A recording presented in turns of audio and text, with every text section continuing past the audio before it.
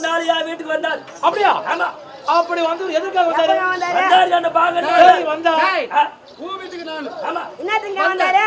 ஒரு அல்ப சௌகாசமா வந்தாரு. அல்ப சௌகாசம். ஐயா அப்படியா? ஆமா ஆமா என்னடா அது? மாமா வந்தாருன்னு சொல்லிட்டு மாமா கொண்டாந்து மனகட்டி போட்டு இந்த பொனகட்டி சாத்தினான்.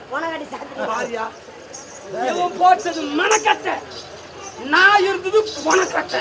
நான் பொனக்கட்டையா அப்படின்னு சொல்லிட்டு மாமா உட்கார வச்சு எப்போ வராது வந்தாரேன்னு இலையத்தாந்து போட்டு நான் பண்ணேன். கட்டையால 10 இட்லி வச்சேன். 10 இட்லி வச்சீங்க. கட்டையால 10 இட்லி. 20 இட்லி. 10 பிச்சா 20 இட்லி. 20 இட்லி.